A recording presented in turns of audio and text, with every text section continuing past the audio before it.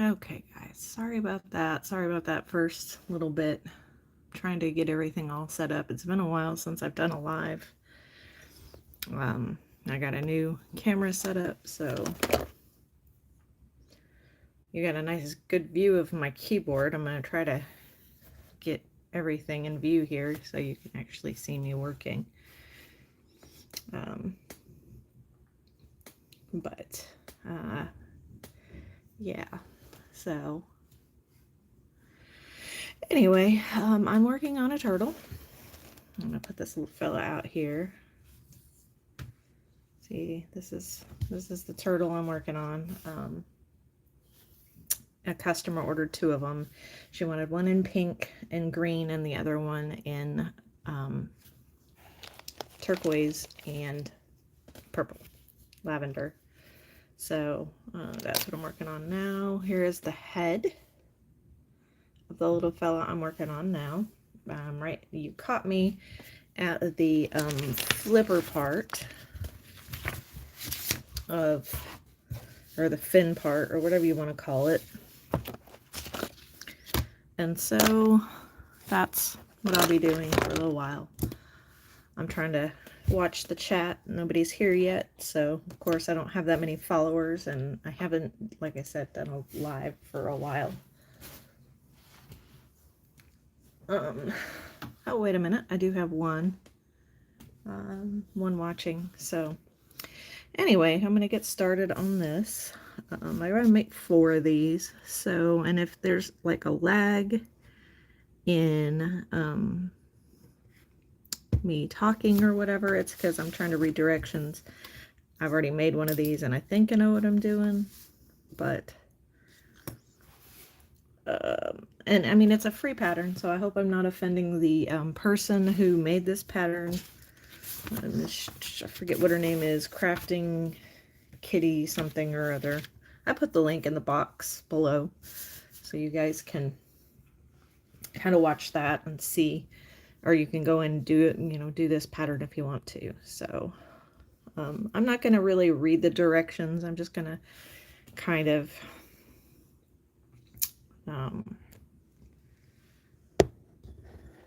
oh, here, see, look, I'm using my Halloween candy bucket. So let's see if I can't. There we go.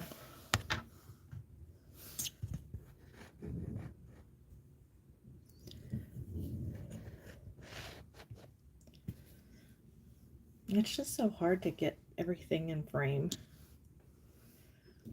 Sorry, guys. I'm so sorry. If you're watching the playback on this, I'm sorry. This is frustrating.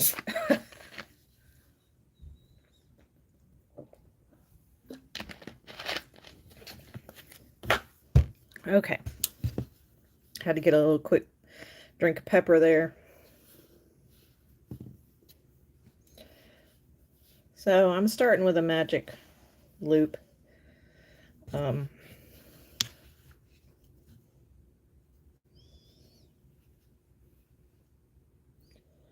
Magic ring, whatever you want to call it. And I'm left-handed, so everything is awkward. And for those of you who know me, or knew me, back when I made regular videos, they're doing a workup on my hands for rheumatoid arthritis. So crocheting can be kind of hard nowadays, especially with this joint right here. This joint, oh my goodness, I have so much trouble with that joint. It burns and it stings and it itches, and trying to crochet is crazy. So if you see me like do this number, I hold my crochet hook in so many weird positions now, it's not even funny. And it's really, really hard to keep you guys in focus. I'm trying.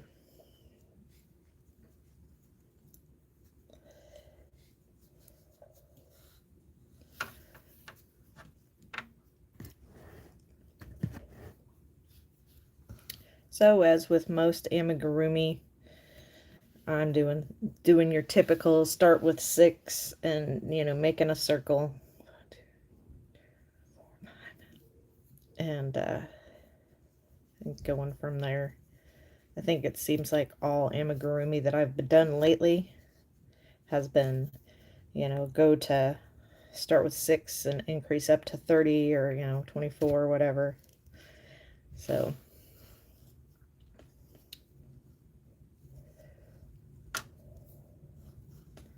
then I just park that tail out there and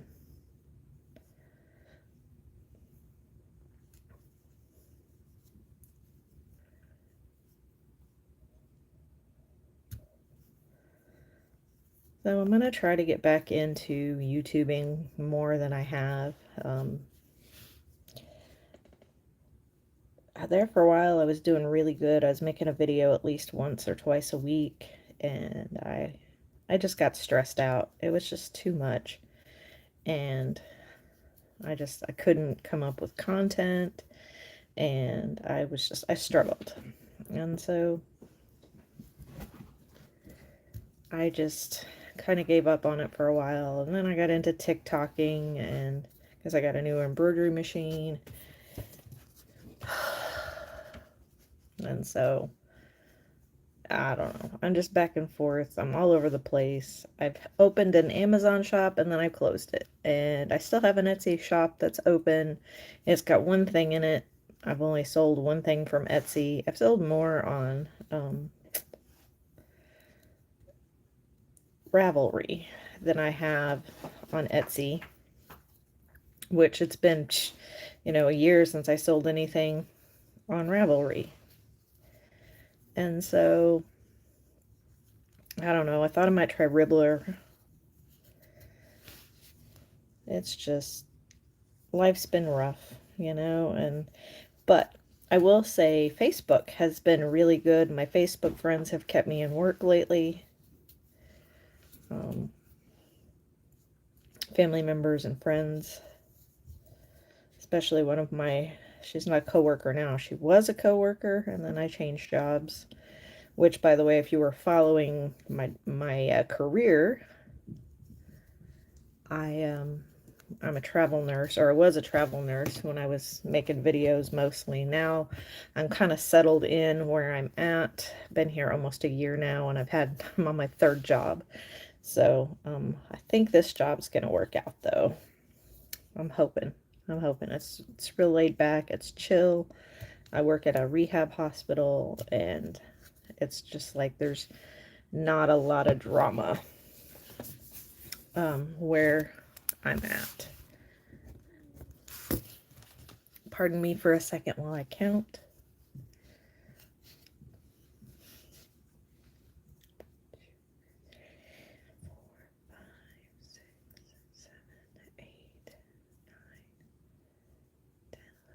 Okay, cool.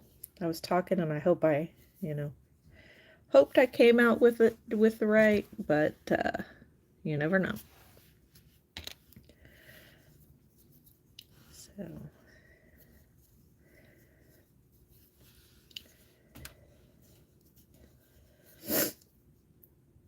but anyway, so I'm a registered nurse, and getting super burnt out, super burnt out, just because of the way nurses are being treated in hospitals. And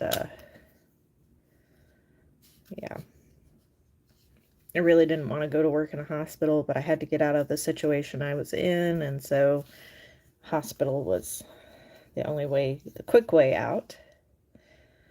And that was a disaster. I should have known better than to go back to the hospital. But I made it 6 months there. I cried every day, but, I made it. And so now, like I said, I'm barely, my first day at the rehab hospital was 11/28. So I've been there just a little over a week. And it's about almost 2 weeks now, I think. I've only actually worked the floor about 3 days because I do 12-hour shifts. So it, like I say, it's pretty chill. I like the patients that I've had so far. They aren't too bad. Although, you know, I don't mind taking care of diabetic patients, but man, that last night I worked, we have 7 patients, which, I mean, it's a lot in the grand scheme of things, but it's not like the hospital where, you know, we had a ton of stuff going on with them. These folks are, let's see, hold on just a second. It's like these folks are just there really for the therapy, the nursing aspect. They're pretty well stable. We just make sure they get their meds and we assess, you know, to make sure there's no new problems coming up. If they have to go back to the acute care hospital, you know, then we send them. But most of the folks are just there for strengthening, like I say, and, you know, trying to get the skills necessary to go back home. So it's kind of like in between a hospital and a nursing home, but it's still classified as a hospital. And really it's right up my alley because I love nursing homes. I mean, most people wrinkle their noses at me when they say I love the nursing home, but that was my history. That's where I was brought up. And you know, I volunteered in a nursing home. From the, you know, the time I was 13 years old, my first job was in a nursing home in the kitchen. So, hold on a second, let me count. 2, 4, 6, 7, 8, 9, 10, 11, 12, 14, 15. All right, cool. I love it. I love it. I love it when I get the right number. So anyway, my first job, I worked in the kitchen at the nursing home, and you know, when I became old enough, I became an aide, and then I went off to college and came back as an RN. My first job was as, you know, an RN in a nursing home, and I mean, I'm pretty much my whole first, you know, whole, maybe it was like 10 years. Well, not quite 10. 5. My first 5 years, I was in the nursing home. And then, you know, I went to hospice for a while and home health and came back to the nursing home. You know, I was only gone for like 3 years and came back. But I just like that population. I like to get to know them and, you know, become their family because some of them have no one. And I mean, really, my mom had a deep passion for the nursing home patients. And I can remember many holidays my mom and I worked together to, you know, on the holidays to be the family for those patients who had no one. And so, you know, I've always taken an interest in those who have a hard time. You know, I always want to love the folks that don't have anyone. You know, I have a special spot in my heart for homeless people. I don't know, you know, why they're homeless. I don't know what, you know, circumstances. Some people just can't help it. They have mental health issues, you know, for whatever reason. But I digress. So anyway, this is kind of the population that I like. I get to know them. I mean, these folks aren't exactly nursing home patients. I mean, some of them actually are, and they're just there for rehab. But, you know, it's not like I'm taking care of a disease. I'm taking care of a patient. You know, I'm not taking care of an acute exacerbation of COPD or, you know, CHF or whatever in the hospital. That was like the focus. It's like, well, that's what they're here for. And, you know, that's what we're doing. We're taking care of this acute illness and we're sending them on their way. But in the nursing home, I was taking care of a person who liked to drink coffee every morning with 3 creams and 1 sugar. And I took care of a person who had a daughter you know, and a son. And I took care of a person who was a diabetic and struggled because they were on steroids a lot. You know, I got to know them as a whole person and not just a disease. And I think that's kind of why I like that's why I like, you know, the long-term care. I was an MDS coordinator forever, and that was my ultimate favorite job right there because I got to know them really well. I would spend time doing their assessments, and I would get to write their care plan. I'd find out their likes and their dislikes. You know, I got to know them as a whole person, and that ultimately was my favorite job. And those jobs, I'm having a hard time finding one. And when I do find one, it doesn't pay enough, which I wish I could say I'm not doing it for the money, but right now I'm doing it for the money. I'm trying to get my student loans paid off, you know, and I'm not doing this to be rich. I'm just doing it to pay the bills. You know, if I could give it all up and just do crafting full time, you know, make YouTube videos all the time, that'd be just absolutely great. You know, if I could sell enough of my products to just quit nursing, I would love to. Do it in a heartbeat. But nothing pays as well as my nursing career right now. But I will say I am very grateful that for the steady stream of orders of late. Just because it's keeping me in crafts, it's keeping me in yarn. I haven't really worked on any of my own personal projects lately because I've been busy doing orders, and I've not been like overwhelmed. There for a while at Thanksgiving time, I had a lot of orders, and I was getting kind of backed up, and then they kind of slowed down again enough where, you know, yeah, I've got like this one, this order right here. And then I've got one behind it. So, you know, as soon as I finish this, I'll start in on the next one. But you know, it's,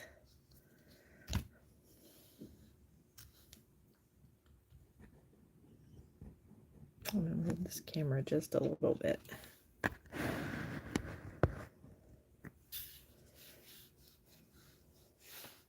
There we go. As I noticed, I kept coming off the screen. So, anyway, it's kept me in crafts, you know, and I don't charge excessive amounts. I mean, my husband gives me grief all the time because he's like, oh, you really should have charged $5 more for that, and da da da da da. And, you know, it's like, I get enough. I don't charge people for my time, really. And, you know, if I did that, nobody'd be able to afford what I make. And so, in my shipping, I lose $5 every time I ship something because usually I ship it with those little boxes at the post office. And so, I mean, I charge $5 for shipping, which means I lose $5 because it's about $10 to mail those boxes, but it's, you know, insured and all of that. So, you know, I don't do this to make a profit. I wish I could, but like I said, it's keeping me in yarn right now. You know, I do get enough for my supplies, plus a little extra. And, you know, that little extra goes to for things like, you know, a new crochet hook and here and there, or a pom-pom maker, or, you know, some extra little supply that I needed for, you know, I don't know. But anyway, again, I digress. So, moral of that story is I am just pleased that I am kept in crafting by these orders from family and friends. So whoever's out there watching this, if you're watching the live or if you're watching the replay, and you've ordered from me, I am very grateful. You're keeping my hands busy, which is, I mean, kind of good in a way, because while yes, it hurts my hands if I didn't,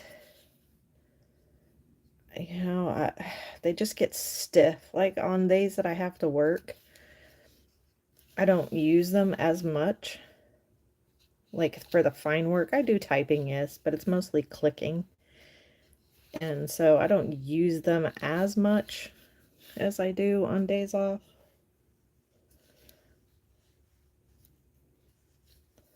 Boy, these decreases kind of stink, you know?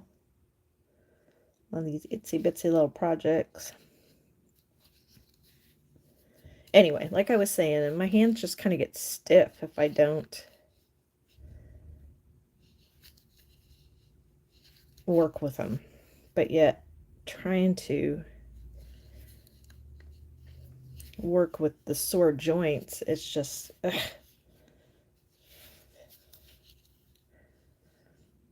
So,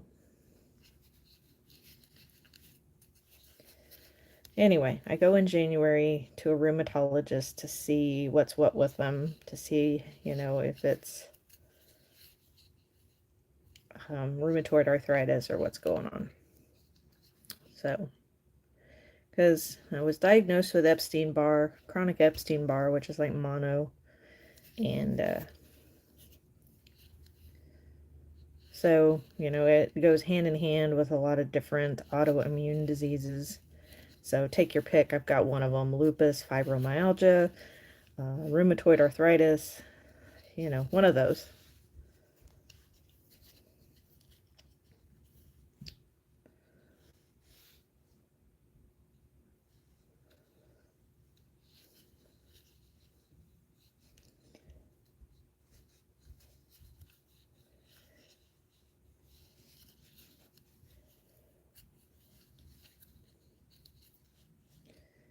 And so,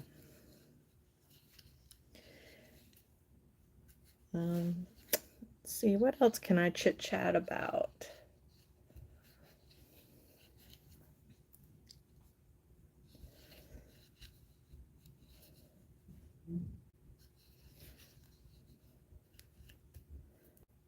Not really sure. Kind of all chatted out now.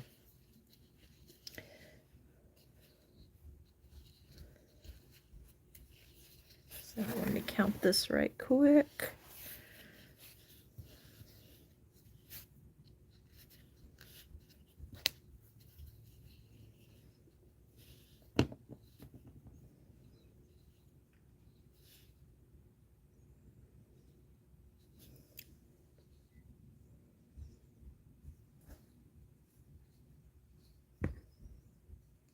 Okay.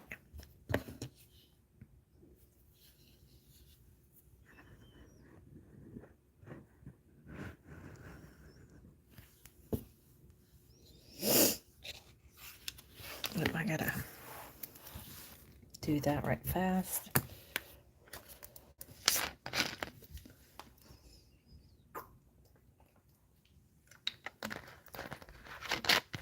Another project I've been working on. I can't say as I haven't been working on my own projects, because I have a little bit here and there. I'm making a Frankenball, which is just a ball of odds and ends scraps, and most people use like bigger scraps. I'm not. I'm using just whatever I have, unless they're like super small. And I'm gonna try to make an amigurumi bear. Maybe I'll do that on a live one night. Who knows?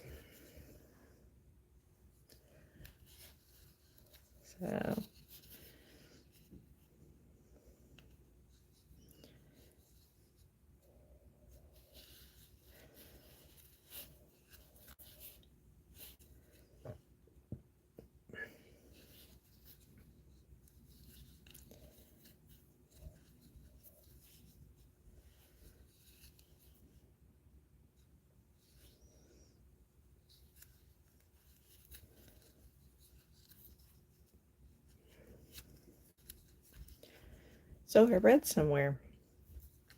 See how I have this pinched up? It's easier after you make your decreases to kind of pinch it up a little bit, and you know, that way you don't have such big gaps. But you have to be careful that you don't crochet into the other side. And so that's kind of my little tip for this, is just to you know, and then kind of, you just have to kind of keep flipping it around and just keep doing that number with it.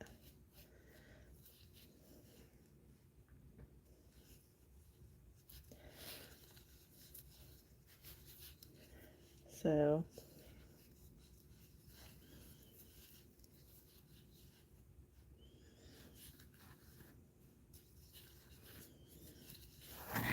almost got this one flipper done. I've got 2 more rounds after this one, and then this flipper will be complete. Fin flipper, whatever you want to call it, the little leg thing. So if it takes me an hour for each flipper, I mean a half hour for each flipper, then it means I'm taking 2 hours just for the little legs alone, and then maybe I want to say maybe an hour for the head, a little less, maybe 45 minutes. The tail takes about 15 minutes, the bottom probably another half hour. So we're talking, you know, 4 or 5 hours for this little booger. And even if I, you know, didn't charge for supplies, if I just charged $5 an hour, that would be like $25 just for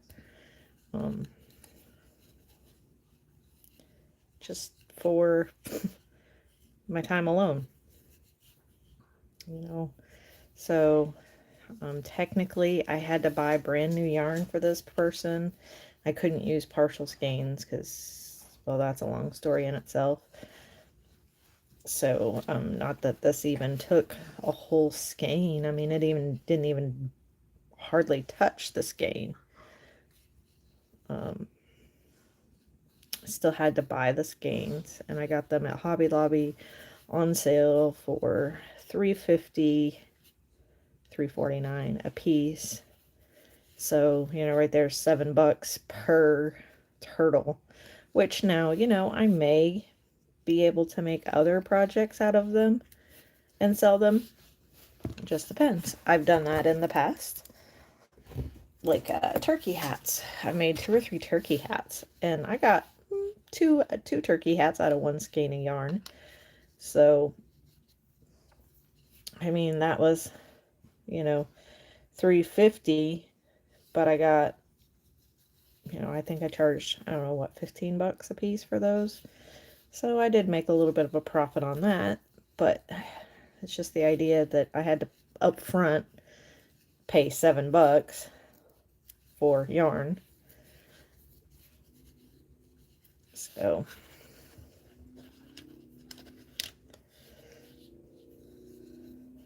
and it's, I don't know.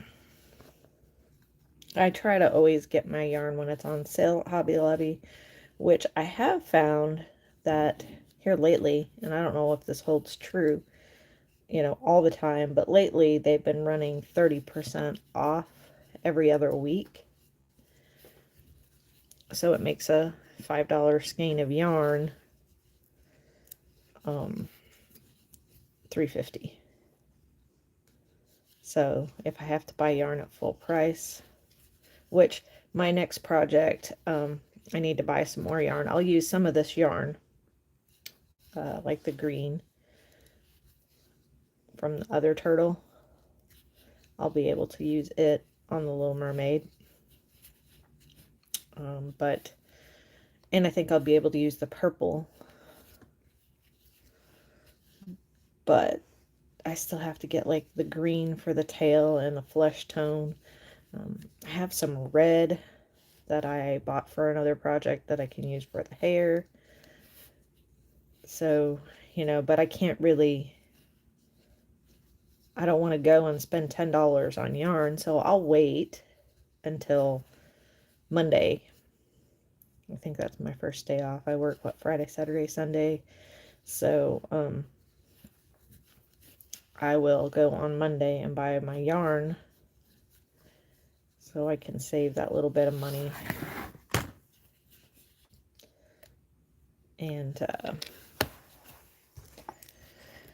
so I can save that money. And that way, it, you know, it's less that I can charge the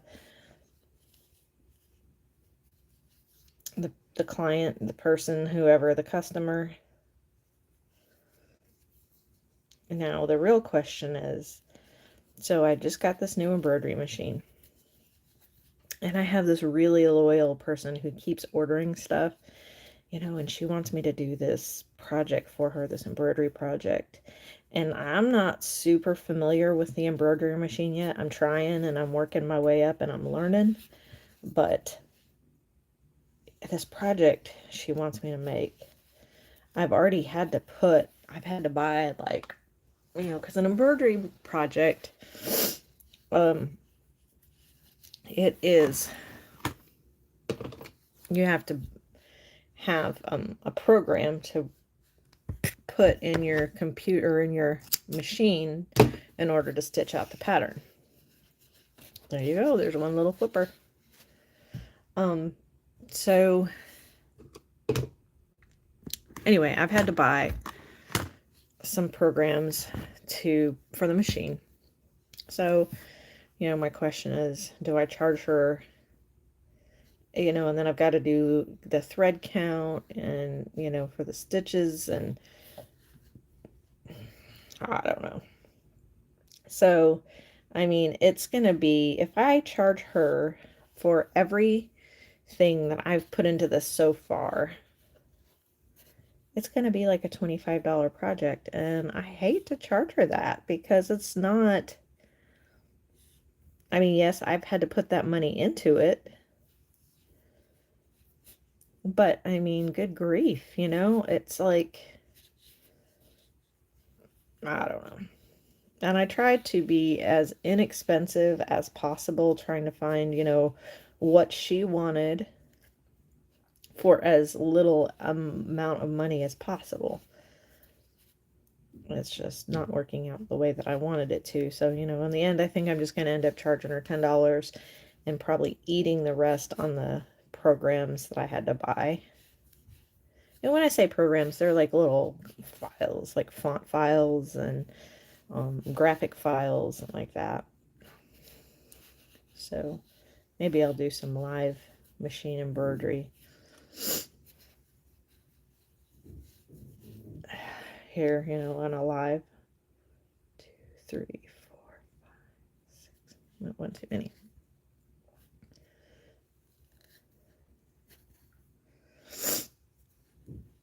And so I don't know. I mean, at least crocheting, I feel comfortable, you know, I know what the supplies are, and most of the time I try to get a free pattern if I can, because that's something else I figure into the cost. If I have to buy a pattern, because, you know, somebody will say, oh, I want this, and then they'll send me a picture, and, you know, I try to get that exact thing. If, you know, when I ask him, I say, do you want this exact thing if I can find the pattern? And if they say yes, or, you know, I'll say, hey, do you want something similar? And if they say yes to that, then I try to find something as close as possible, but in a free version. So,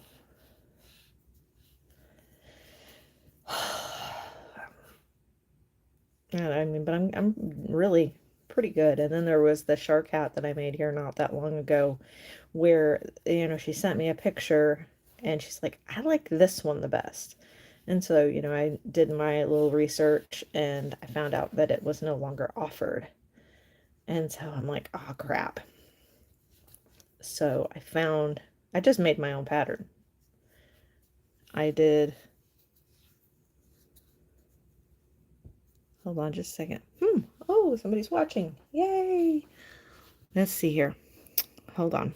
Would you be able to use the files for the embroidery machine? Some of it, yes. But like, here, let me show this to you. So, and this is just me playing around, so don't mind the fact that it's, this is just my test.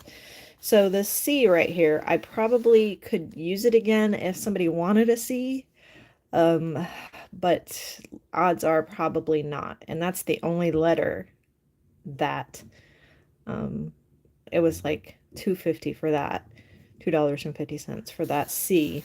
So, I mean, that's pretty much a one-time only thing. Now, this font letters in here, I probably could use again. If somebody wants that particular font. And don't mind this over here. That was a whole nother adventure in itself. So, but it's, yeah, I mean, this part, maybe. It just depends on what customers want, and not a lot of people are ordering things right now, embroidery wise, because I'm just not out there yet with my embroidery stuff because I'm still learning. So I hope that kind of answered your question. So far I haven't reused any of my embroidery stuff. But like, there we go again. So far I've tried to get things that are free or cheap. There have been a lot of like Christmas files on sale, and paid like 35 or 50 cents. I don't mind that. And I've been trying to sell those things at a little bit more expensive price to kind of make up for these other projects that have been so expensive. Because, like, I don't have one now, but I'm looking around. Give me a second. I know they're around here somewhere. My workshop is a hot mess right now. Let's see. Where did they go? I was going to kind of... Oh, there they are. I found them. Okay, so stuff like this. We'll come back to the fin in a minute. So this is a little Mickey Mouse patch that I made, and I can put it on a badge reel. I mean, so far nobody's biting, but it can be done. I think I'm going to make one for myself and wear it to work. Or I can also make something like that into an iron-on patch. So, these little files, I had to actually pay more for the Mickey Mouse because it was actually licensed, but this little snowman was free. So, it's like this one place I order things from, you get 2 free patterns, and and he's really cute. I love him to death. So, I'm trying to make these little things up so I have them on hand.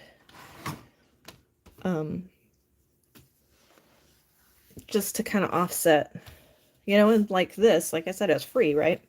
So I have to, yes, pay for the thread and pay for the stuff that I put on back for the iron-on, but I can get a whole bunch of these because, I mean, if you look at this little guy, he is only like 2 inches by 4 inches, so a roll of the iron-on stuff is like $8, but I could get, I don't know, lots of these little guys. And this is about the size of most of the files that I have. So, I mean, I hardly have any money into it. So, yeah. I just feel like I'm kind of rambling at this point. But I haven't talked to you guys in so long.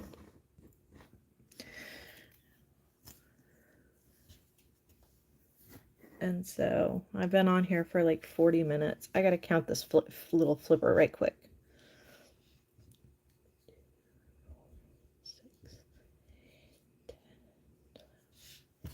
And I feel like I have lots of cool ideas for videos. It's just, well, I mean, if you caught the beginning of the live, you saw how much trouble I had setting up. And even now, I don't like this. My view is driving me bananas. I wish I had a better setup. Because I feel like I'm at a really odd angle. And y'all are just looking at just weird stuff, you know? So, all right, here we go. 1, 2, 3. Okay, so if you're watching this,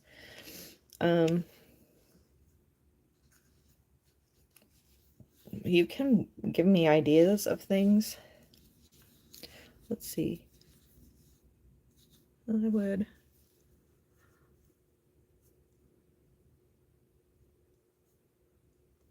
Well, that's a good idea. I could do that. Charge half. I'll have to get all my receipts out and just kind of look at it and see.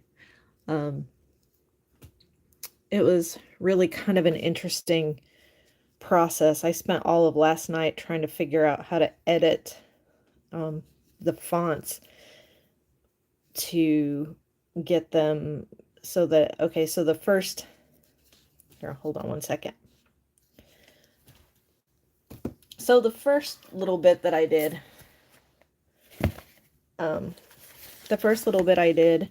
in this dark pink, I thought I could take each individual letter and just sew it on there, but I can't get the spacing right because I'm not that great. And so the yellow was the second attempt, and I know it's a hot mess, but this is just scrap.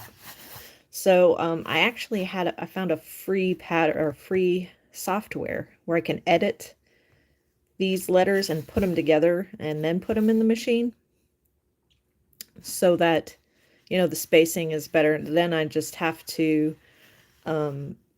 figure out figure out how to get it in the space where it belongs instead of, you know, up here, which if I would break down and buy the editing software for like $150, then, you know, I could put the pattern in and then put the word in and make sure it's all spaced correctly, but I really can't afford $150 right now. I mean, if I could afford that, then, well, yeah, life would be better. 2, 3.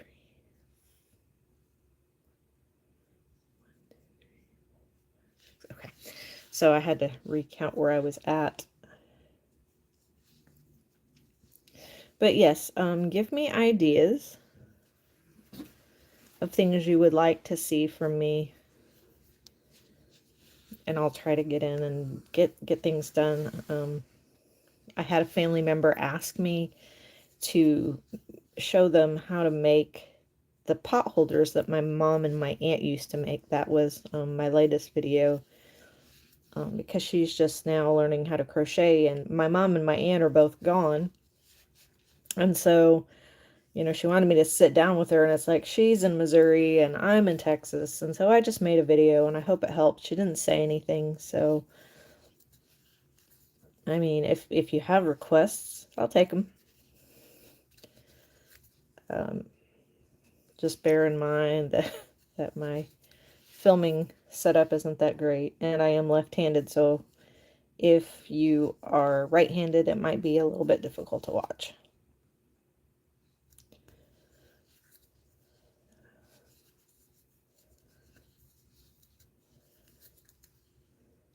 And so I think I messed up somewhere. Let's see, 1, 2, 3, 1, 2, 3, 2, 3, 2,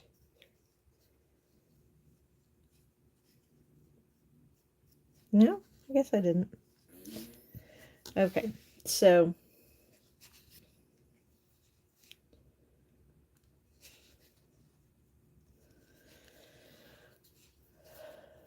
I thought I might try to do I found a free pattern for a knitted nativity scene.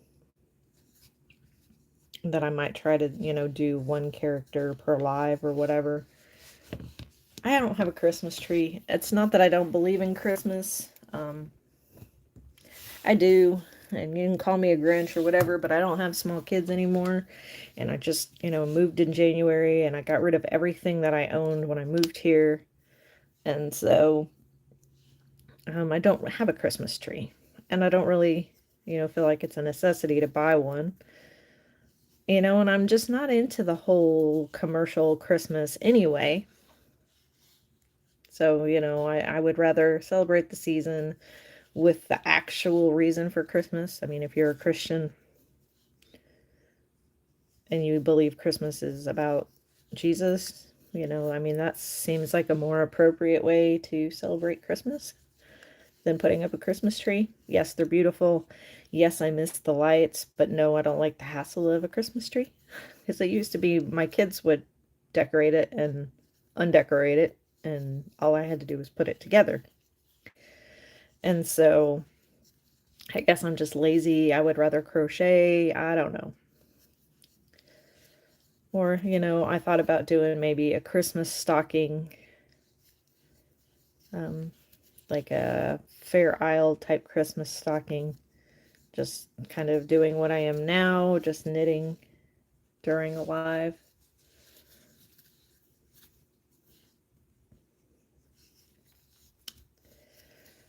Or, I could, let's see, what else could I do? Let's see, I knit, I crochet, I embroider, I have machine embroidery now, I hand quilt. I don't really machine quilt too much, because I just like the slow, methodical. I like the hand stuff. I like the meditativeness. So I can pretty much do anything I put my mind to. If somebody came up with some new thing, I even tat. How many people do you know that tat? The only thing I don't do that I think, that I halfway even know about is that thing with the lace and the little pin thingies, and I don't do that. I don't do much tatting just for the simple fact that it's all decorative, and I like for my stuff to have a function. Like these things, they can be toys. Even if somebody puts them up on a shelf, I'd like to believe that somebody's playing with them somewhere. And I get a little playtime in with them, doing my photography and stuff with them.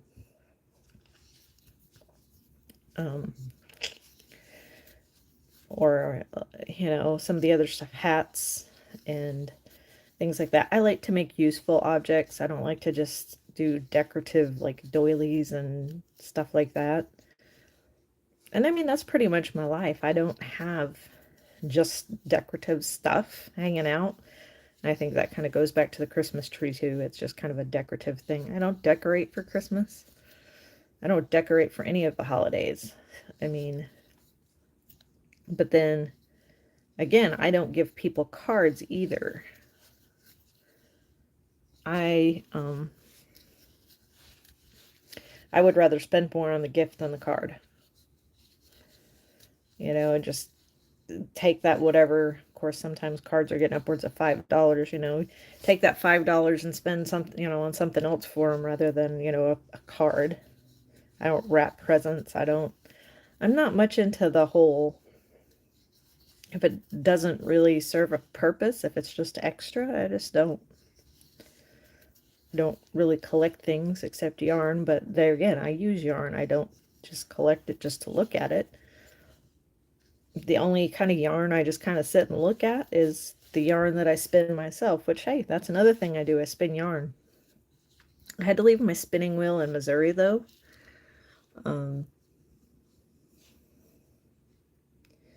So I still have stuff in storage in Missouri, which I need to go back and get one of these days. Because I guess we're gonna stay here now. That wasn't the plan, but that's what's happening. We're staying here. So, it doesn't really matter. Home is wherever the craft room is. Home is wherever the workshop is.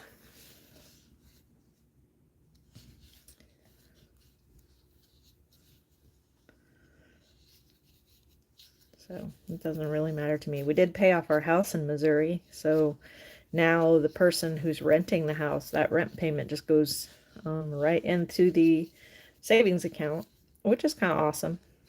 It'll help when we actually buy another house. My husband's kind of dead set against going back to Missouri just because of my health. He's trying to get me closer to the ocean because he says I breathe better with the moist air. And, you know, of course, now with my joints the way they are, we definitely don't want to be anywhere where it's cold. But he doesn't really want to be this far south because of the humidity in the summertime. If we were in the dry, you know, over in West Texas, where it was dry, it might be okay in the summertime. But it's really dusty over that way. So it's kind of a catch-22. I need the moist air to help me breathe, but the humidity kills me. So it is what it is. I'm just, you know, whatever. We'll just live wherever you want to live. And he keeps saying North Carolina, and I'm like, how are we ever going to get there? We don't have the money.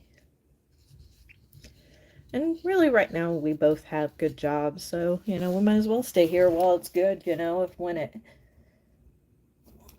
it's not good anymore, then we can move on. So. All right. Oh, here we go. Just 1 second.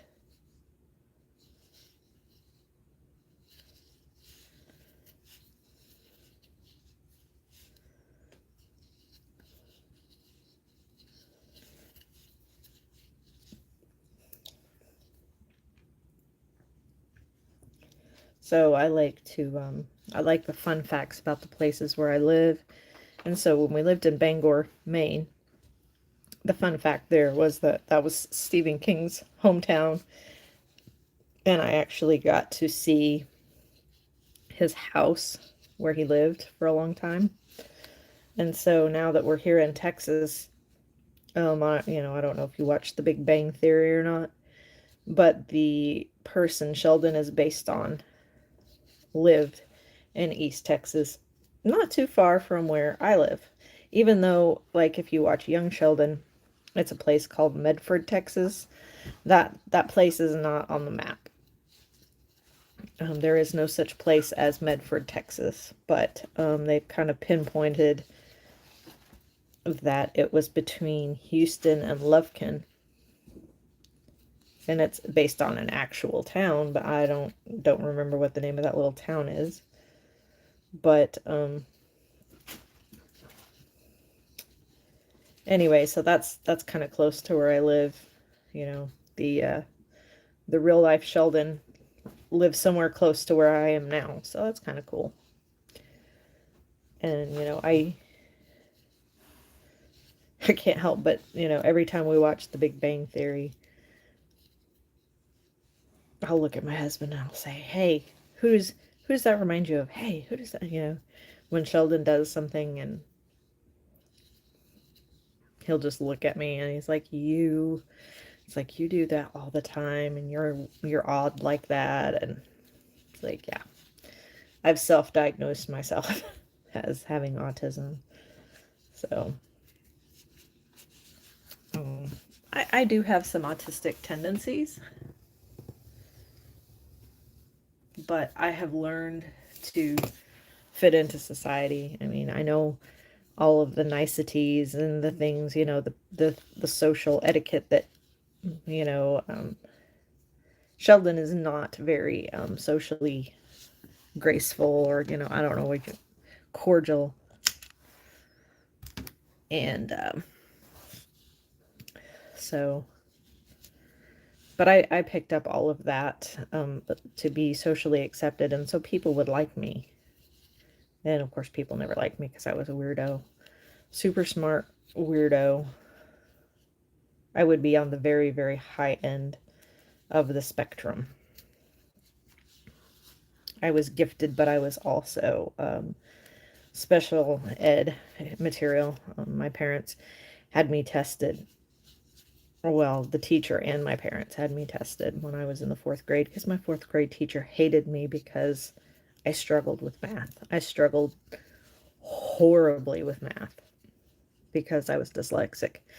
And she wanted me to stay back, and well, no, she wanted to put me in special education because she didn't want to deal with me.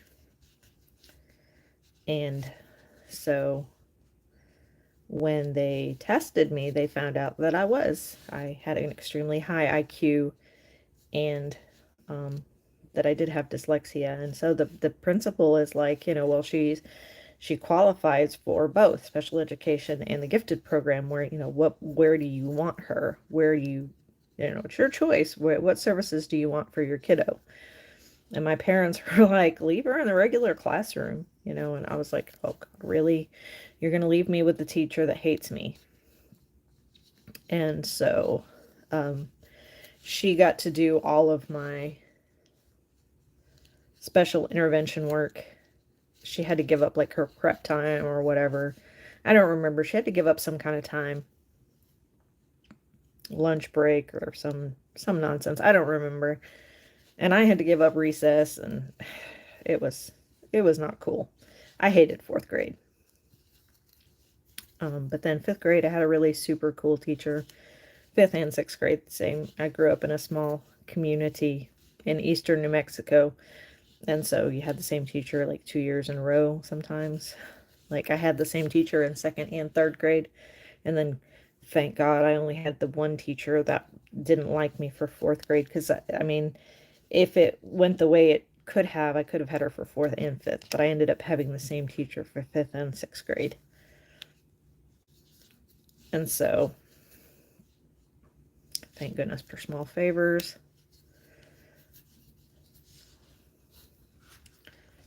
And then once I got past 6th grade, then I was in junior high and had different teachers for different classes.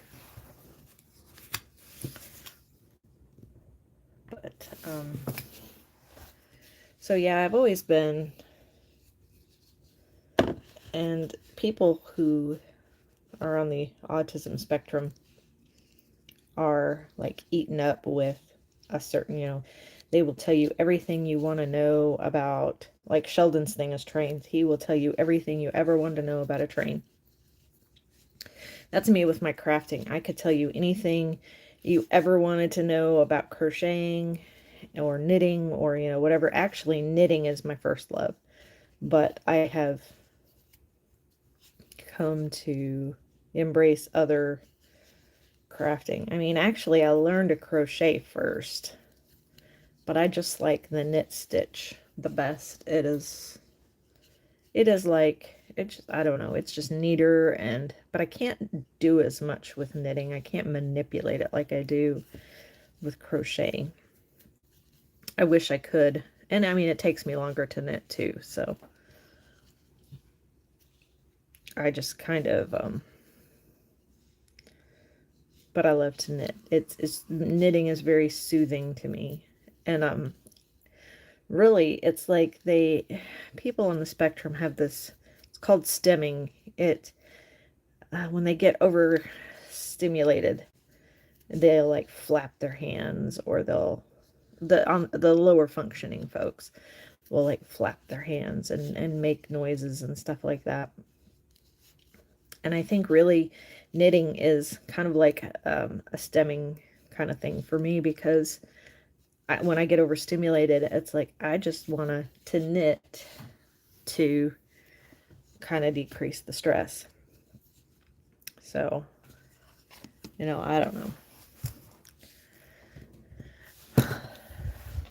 And I always, always, always have some kind of project with me. I don't care. I take stuff to work with me. I have stuff when I'm in the car, riding with my husband. If I leave the house, I always have something with me. So if I end up waiting somewhere, I have it in my purse, because I always have small projects going on. If you kind of watch my channel, you know about the dollar store quilt that I'm still trying to work on.